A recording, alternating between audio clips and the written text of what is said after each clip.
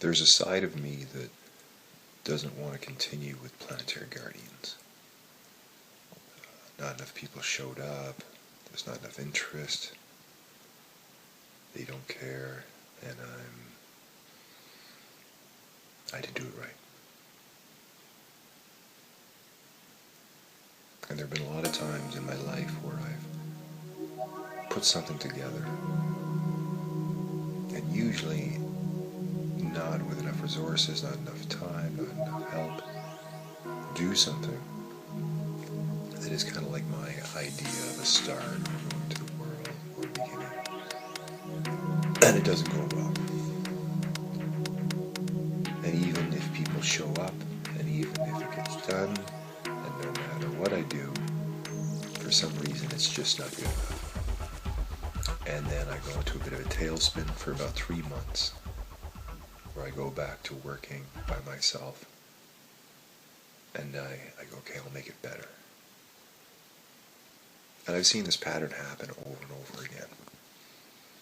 And even though I know it's happening, or will happen, it doesn't stop it from happening. And you may have this in your life. You may have things in your life which are patterns which keep happening, which doesn't matter personal courses you take, it doesn't matter the people that you hang with, the same thing keeps happening. And so part of this experience in Planetary Guardians is it's like a continual personal growth course. It's a continual challenge where we are not separating sort of business and personal growth, or business and service, spirituality and economics. We are bringing them together, but taking out the psychoness. You know what I mean?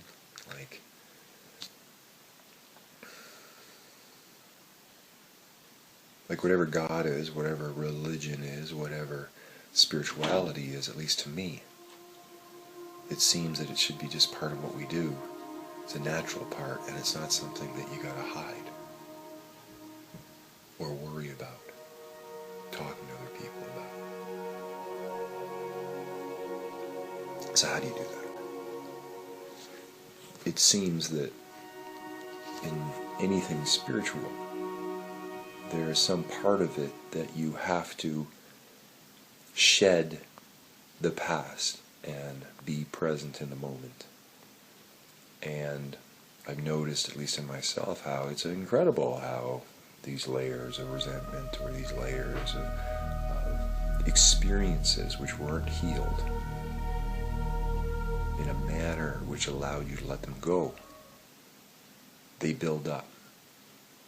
And you can still keep on, all right, I'm doing this, but whack, whack. And we get whacked by the people we love. We get whacked by the things we're passionate about.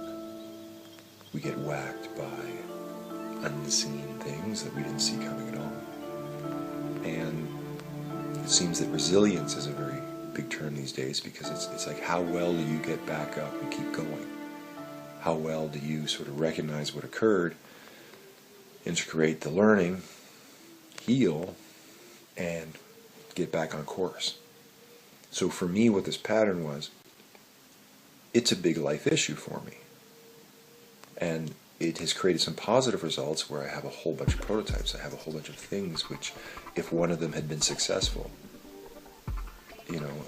all my attention and energy might have gone just down that one route, while now there's multiple routes that all connect together.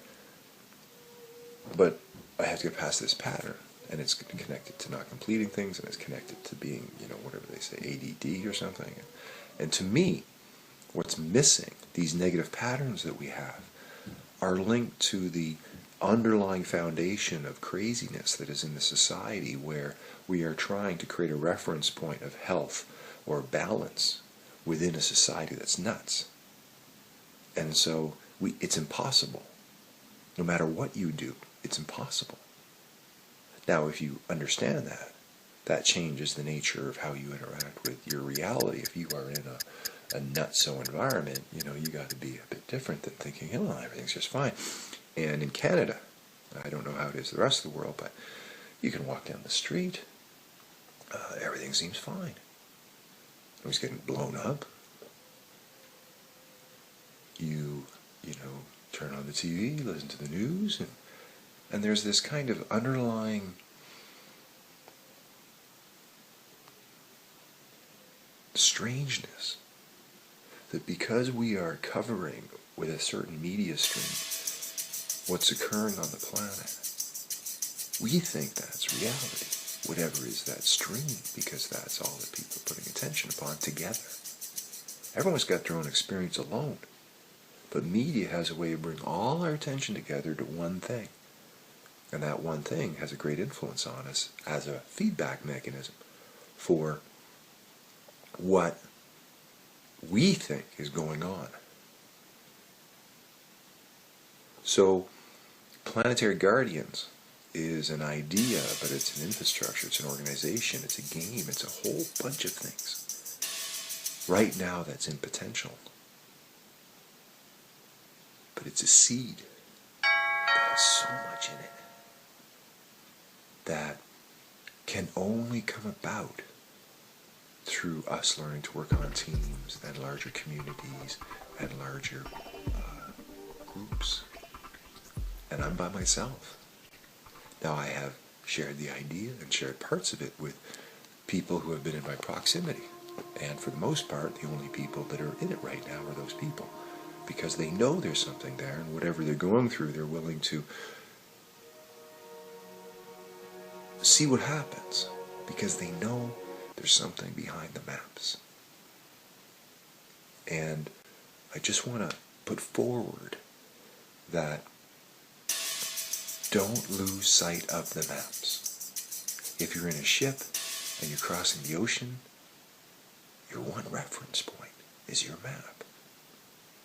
And you either follow it and it's accurate and it helps you get to the other side, or it's not accurate and you get nowhere, or you don't follow the map. Now, within this game, there's clues, there's a lot going on which isn't immediately just told you.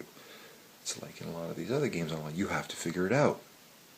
Now, I got to figure out a lot of stuff too on my end.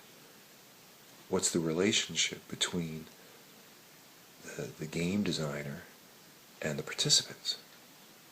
And because there's so much room for feedback, and because, all you guys are so smart, and because everyone wants to be part of a game design of something at some point, I think, in their lives, that you, because of the immensity of the work, and because, this is just a start, have the ability to participate in the design of whatever this is. And by being a team, it's like this is set up for you to have really, really interesting experiences, and for you to go, save the world.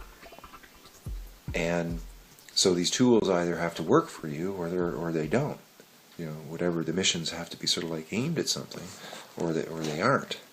And the sooner that you really start to participate in this, is the sooner we're going to have a strong enough infrastructure to actually make it occur. And fundamentally, we're looking at the first 144 people. The first 144 people are going to create the first shared knowledge community. And from that prototype or blueprint is going to be what Planetary Guardians is really going to turn into. So you're part of that if you continue to participate and study and do the work. Show up.